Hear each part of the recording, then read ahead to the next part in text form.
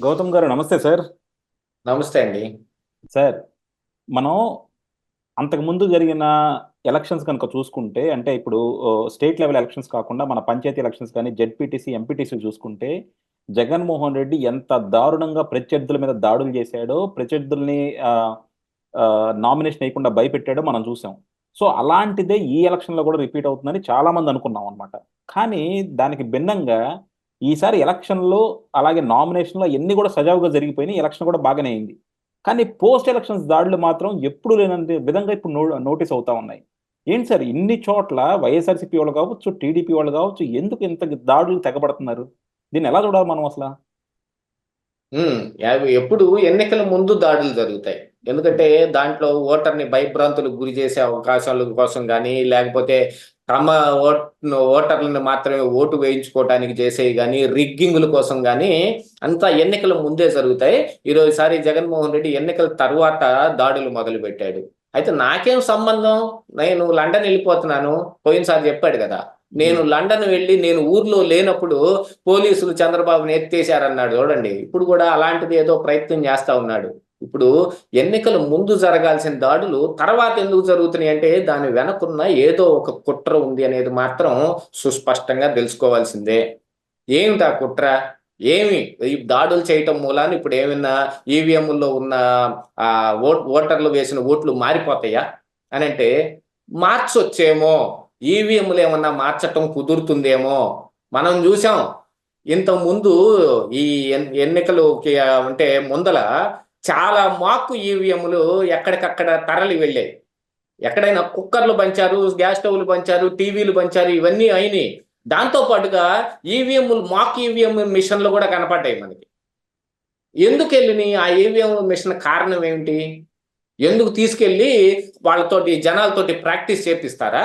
ఇదిగో మనకి మన మన ఫ్యాన్ గుర్తు ఇక్కడ ఉంటుంది. మీరిలా నొక్కాలి అని వీళ్ళందరూ ఏమన్నా జనాలకి అక్కడ ప్రాక్టీస్ ఇయటం కోసం తీసుకెళ్తారా? అసలు ఎన్ని ఈవీఎంలు మిషన్‌లు ఎళ్ళాయి? అసలు డీజీపీని మార్చకుండా ఉన్నందు మూలాన జరిగిన నష్టం ఇదే. కసిరెడ్డి రాజేంద్రనాథ్ రెడ్డిని మార్చకుండా ఉండటం మూలాన పోలీసింగ్ వ్యవస్థలో చాలా వరకు ఈ ఇటు అటు తరలిపోవటానికి మద్యం కావచ్చు, టీవీలు, కుక్కర్లు కావచ్చు, సామాను కావచ్చు, డబ్బులు కావచ్చు, అలాగనే ఈవీఎంలు మిషన్లు కూడా అటు ఇటు మారిపోయినాయి. ఏం మాకు ఈవీఎం మిషన్లు వచ్చినాయో ఆ ఈవీఎం మిషన్లు మనం మాకు అనుకుంటాం. ఎందుకంటే అవి ప్రాసెస్లో ఉన్న ఈవీఎంలు కాదు కాబట్టి. కానీ అవి నిజంగానే పనిచేసే ఈవీఎంలే అయితే ఏంటి పరిస్థితి? దాంతో స్ట్రాంగ్ రూముల దగ్గర ఏదైనా ఒక గలాబా సృష్టించి రేపు ఈ దాడుల ద్వారా ఈ విపక్ష నాయకుల్ని అంటే టీడీపీ, జనసేన ఈ నాయకులు ఎవరిని కౌంటింగ్‌కు రాకుండా చేయటం కోసం గాని ఏదైనా ఒకటి జరుగుతా ఉండొచ్చు అనేది మాత్రం ఊహించాల్సిందే. లేకపోతే ఎన్నికలు అయిపోయిన తర్వాత దాడులు చేసినా ఏ ప్రయోజనం ఉండదు. ఒకటి స్ట్రాంగ్ రూముల్లో ఉన్న ఈవీఎంలు మార్చటానికి చేసే ప్రయత్నం ఉంటుంది. లేదు కౌంటింగ్ దగ్గర ఈ విపక్షాల నుంచి వచ్చే ఏజెంట్లను లేకుండా చేస్తే కౌంటింగ్ అప్పుడు వ్యవస్థల్లో మేనేజ్మెంట్ చేసే ఈ చాలా మంది వీళ్ళు ఉంటారు చూడండి. ఎందుకు? ఆర్ఓ ఎంతమంది ఆర్ఓలు? కొడాలి నాని ఆయన ఇచ్చిన అఫిడవిట్లో పలానాది రాయలేదు అని వాళ్ళు రైజ్ చేసి ఈ టీడీపీ నాయకులు రైజ్ చేసి ఆవిడకి వివరించి దీన్ని యాక్సెప్ట్ చేయొద్దు అని అడిగే లోపే నేను సంతకం పెట్టేశాను, ఇంకేమీ లేదండి ఆర్ఓ ఆవిడే. అలాగనే చాలా జరిగినాయి. బుగ్గన రాజేంద్రనాథ్ రెడ్డి దాంట్లోనే అలాగనే జరిగింది. ఇక్కడికిక్కడ మా దగ్గర కూడా ఆర్ఓ మాలాంటి వాళ్ళందరినీ లేకుండా చేయటానికి మా నామినేషన్ల దగ్గర మేము చాలా పోరాటం చేయాల్సి వచ్చింది. నామినేషన్ పత్రాలు వేయటానికే. ఎందుకంటే మన దాంట్లో వాళ్ళకున్నట్టు అఫిడవిట్‌లో హ్యూజ్ అఫిడవిట్ ఏముండదు. మనది చాలా సింపుల్‌గా ఉంటది అఫిడవిట్. ఇందులో అభ్యంతరం పెట్టడానికి ఏముండదు. ఎక్కడైనా ఒక చోట సంతకం మిస్ అయిపోతే రిజెక్ట్ చేయొచ్చు.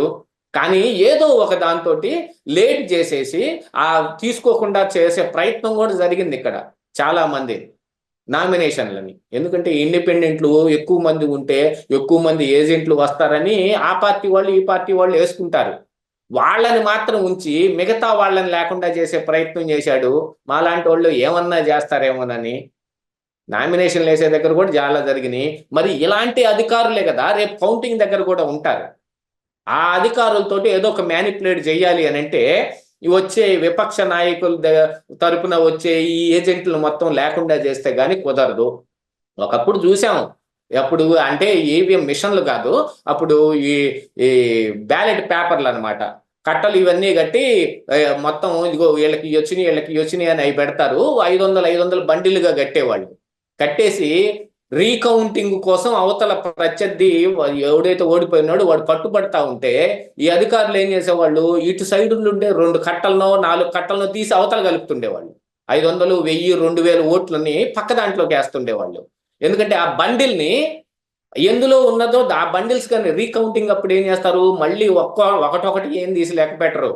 అందరికి చూపించి వేసిన బండిల్సే కదా, ఆ బండిల్ని మార్పు చేసేస్తే బండిల్లో 2000 ఓట్లు పెరిగే అవకాశం ఉంటది. ఇలాగ చాలా జరిగాయి. అలాంటి మాల్ ప్రాక్టీస్ ఏదైనా జరుగుద్దేమో, చేయటానికి అవకాశం కుదురుతుందేమో అనే దానికోసం కావచ్చు. లేకపోతే అసలు ఈవీఎం మిషన్ని గాయబ్ చేసేస్తే ఏం చేస్తారు, కౌంటింగ్ ఎక్కడి నుంచి చేస్తారు అనే ఊహ కూడా ఉంటుంది. ఎందుకంటే ఎంతకైనా తెగించేశారు ఈ వైసీపీ మోకలందరూ, ఎంతకైనా తెగించేశారు. ఒక వ్యక్తిని వెంటాడి కారుతో గుద్ది చంపేసే ప్రయత్నం చేశారు. అఖిల్ ప్రియ ఇంటి ముందు సీసీ కెమెరాల్లో రికార్డ్ అయింది. వేగంగా కారు తీసుకొచ్చి వాడిని గుద్ది అవతల పడేద్దాన్ని. ఇలాంటి ప్రయత్నం చేసేవాళ్ళు ఏమైనా చేయటానికి బయలుదేరతారు కదా. అందుకోసమనే ఈ స్ట్రాంగ్ రూమ్లు వీటి దగ్గర పారామిలిటరీ ఇదన్నీ పెడతారు. ఎన్ని పెట్టినప్పటికీ దొమ్మీలు చేసో లేకపోతే ఇంకేదైనా ఒక సృష్టించో, కావాలంటే బాంబులైనా వేసో ఏమైనా చేస్తానికి కుదురుతుందేమో అనే ఒక ఇదుంటే ఫ్రస్ట్రేషన్ ఒకటి. ఎందుకంటే అందరికీ ముందే అర్థమైపోతుంది మనకి ఎన్ని ఓట్లు వచ్చాయి, మనం ఎంత గెయిన్ చేయగలిగాము అనే దాంట్లో మిగతా పక్కన వాళ్ళని కూడా కొంచెం ఇబ్బంది పెడదాం అనే ఒక ఫ్రస్ట్రేషన్ లో ఏం చేయాలో తెలియక చేసేవి 1-6 దాడులు ఉంటాయి. నగర్లో అలాంటిది జరిగింది.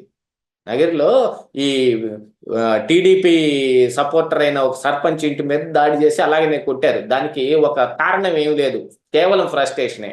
కానీ మరి నాని మీద జరిగిన దాడి, ఈవీఎం మిషన్లను భద్రపరిచిన ఆ స్ట్రాంగ్ రూమ్ దగ్గరికి వెళ్ళి పరిశీలించి వస్తుంటే అప్పుడు జరిగింది దాడి. ఆయన చంపేసే ప్రయత్నం చేశారు. దానికి కారణం ఏంటి, రోజు వచ్చి ఈవీఎంలు చూడకుండా ఉంటాడు. ఇప్పుడు కొట్టారు, హాస్పిటల్లో జాయిన్ అవుతాడు. ఎవడో ఏజెంట్ డైరెక్ట్ గా క్యాండిడేట్ కాకుండా ఏజెంట్ ఎవరన్నా వస్తారనుకోండి, అతన్ని లోపలికి అలౌ చేయరు ఈ ఆర్ఓలు. ఇంకా ఈ చాలా మంది సిబ్బంది మన ఆంధ్రప్రదేశ్ ఎలక్షన్ కమిషన్ కిందకి పనిచేయటానికి వెళ్ళినా కూడా ఇంకా జగన్మోహన్ రెడ్డికి పనిచేయటానికి చాలా మంది ఉన్నారు అక్కడ. వాళ్ళని ఎవరిని చేయరు. వెనకమాల ఇప్పుడు నెల్లూరులో ఎవిడెన్స్ రూమ్ లో భద్రపరిచిన ల్యాప్టాప్, మిగతా కాగితాలు అన్ని చోరీ చేయబడ్డాయి. ఎవడో దొంగోడు వచ్చి ఎత్తకపోయాడు, దాంట్లో నుంచి ఏం దొరకలేదు, ఎవిడెన్స్ లేదు అని చెప్పి ఉదంతాలు మన ఆంధ్రప్రదేశ్ రాష్ట్రంలో జరిగాయి. వెనకమాల గోడ పగిలిపోయింది, బొక్కబడిందనో లేకపోతే ఎలకలు కొట్టేసినాయనో మిషన్లు పని చేయకుండా చేస్తే, ఏమీ చేయనప్పుడు 4 మిషన్లని పని చేయకుండా ఎత్తేసారనుకోండి, ఎత్తేసి మళ్ళీ లోపల పెట్టారనుకోండి, ఏం జరుగుతుంది? మళ్ళీ రీపోలింగ్ చేయాల్సి వచ్చిద్దేమో, రీపోలింగ్ అప్పుడు ఏమన్నా అడ్వాంటేజ్ దొరికిద్దేమో, బోలెడన్ని అంశాలు ఉంటాయన్నమాట. ఈ అంశాలను అన్నిటినీ దృష్టిలో పెట్టుకుని ఒక ఎత్తే వేశారు ఇక్కడ.